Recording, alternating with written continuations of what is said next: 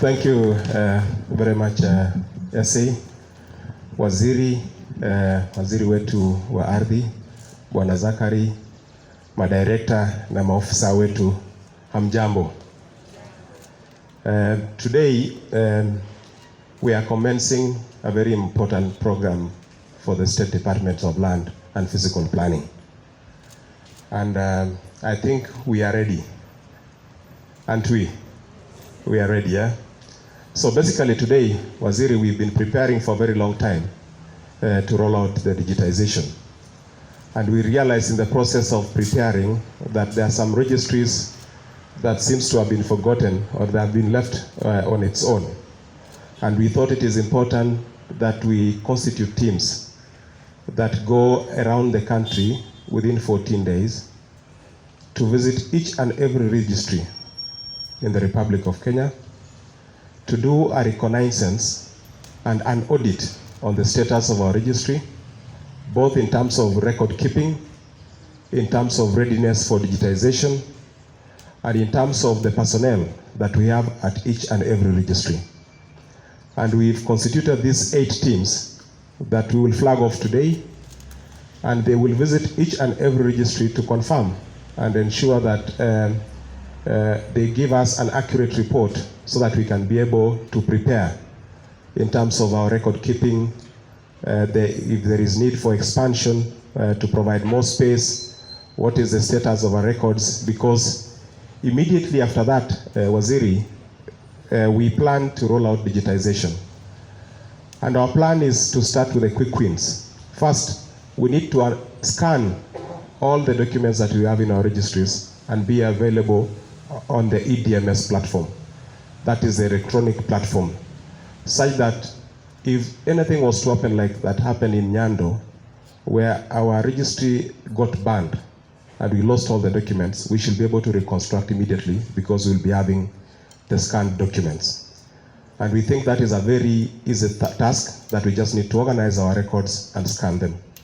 So this team has 3 agendas. One is to do an audit or reconnaissance and the status of our registry.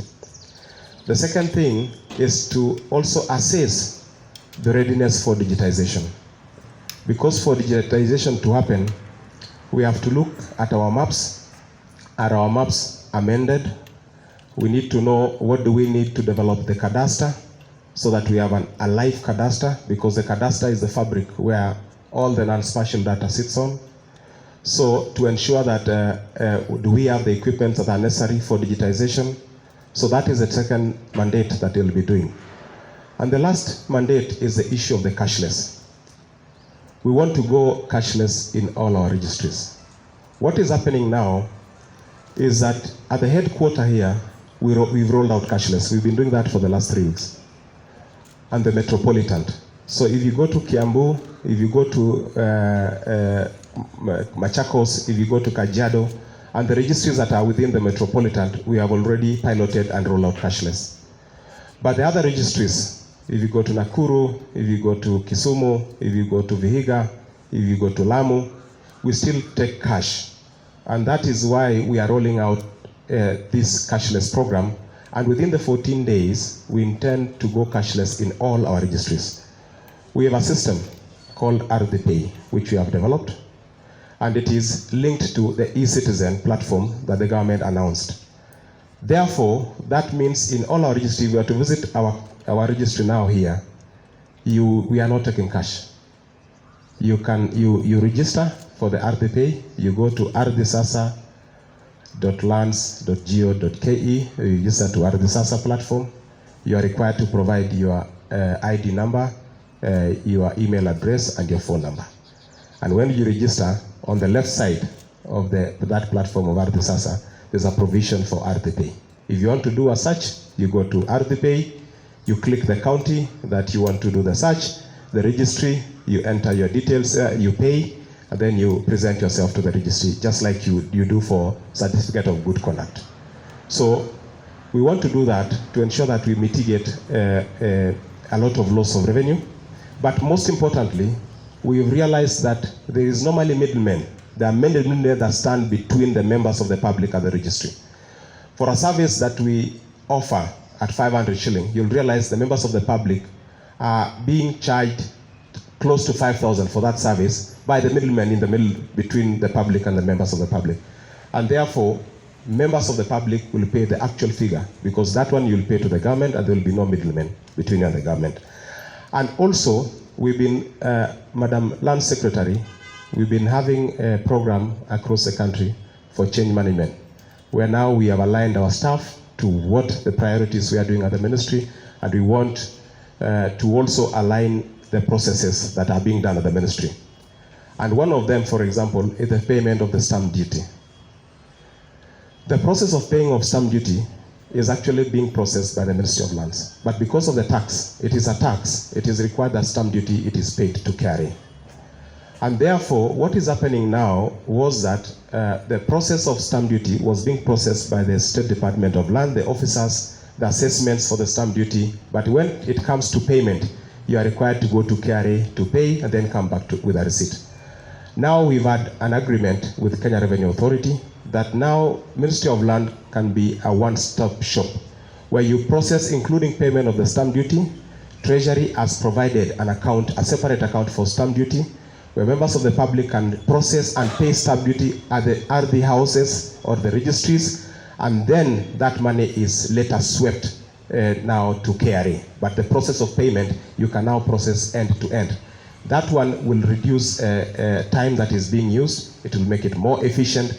It will give us, as a State Department, an end-to-end avenue where we can see, a valuer can confirm that they had assessed stamp duty of 10 million and actually 10 million has been paid. So we will mitigate loss of revenue. So basically, Waziri, before I invite you, these teams are going today. We are going to flag off. They are going to all parts of the country. There's a team that is going to Coast Region, a team that is going to Nyanza, Central Region. There's a team that is going to Western Region, Nyanza Region, Rift Valley. We want to wish you all the best. We want to wish you journey masses as you travel. There is a questionnaire that we developed together that needs to be filled. We have sent it in advance to the registries just to go and verify. We need to wish you journey masses, say hi to our registries there, so that as we come with Waziri, when we come back, we'll have a report that we can use it to implement. But most importantly, we are going cashless. Sindio, we have provided the infrastructure that is needed. There was a lack of internet. We've provided now modems and MiFis to every registry to ensure that we have internet. There was lack of computers, Waziri. We are now flagging off. We have 260 computers for all our registries. So every registry will have computers, every registry will have network, and every registry will be trained on cashless. Thank you very much. May I take this opportunity now to invite Waziri to make his remarks and flag off. Thank you very much. Thank you very much, PS, and your team. And I want first to thank you very much because of the work you've done to make this exercise a success. And one question we should ask ourselves is, why are we doing this? We are doing this because we want to improve on service delivery of our people, of our citizens. There has been a lot of noise, but we can all agree that of late, the Ministry and State Department of Lands and Physical Planning has been doing a lot to make sure that service delivery is done quickly, is done efficiently, and that way we make our citizens happy. So the major gap that we want to fill is to make sure that when we are providing our services to our people, Kenyans, those services are fast, they're efficient, and also our citizens are not, they don't go through other ways to get their services. So we are sure that with this exercise, and we are hoping after the 2 weeks, we are going to get good reports that will make us improve on where we have been slow, where we've not been doing things right. So the three major activities that are taking you out there will help us as a ministry and a State Department to improve on what we're supposed to do. When you do the audit of staff, audit of the infrastructures in our registries, audit of the space. That will help us going forward see and look into ways of improving. Sometimes we blame our staff working in those registries, but maybe they also have their own handicaps. So it's always good we get first-hand information, which we are hoping we'll get from this team, and that way we'll be able to improve. On digitization, we know this is an exercise that the government is keen on, and I want to announce that we are doing very well. We are almost through with Nairobi, and the challenges, we've learned a lot while doing this exercise here in Nairobi, and we believe while going to other parts of the country, the whole exercise will be fast, and that's why we want to start preparing early. There are those computers, over 260 computers that will be there. Our staff already, there's that staff, we are preparing our staff on how to go about it, and we are really happy that also our staff have embraced the whole exercise of digitization. It can't be done by one person, it can't be done by the CS or the PS or the heads of departments. It is a collective exercise where all of us must work together. I also want to report that other stakeholders in the land sector have also embraced this exercise of digitization.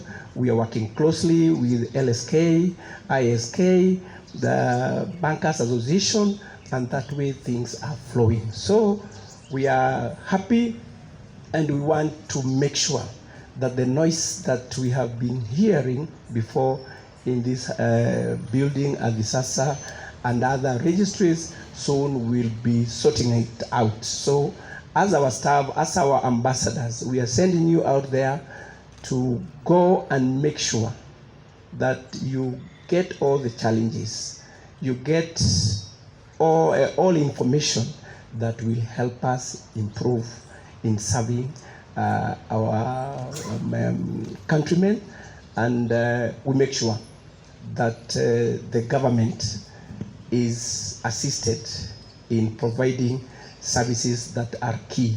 And we all know land is very emotive, so we want to make it right.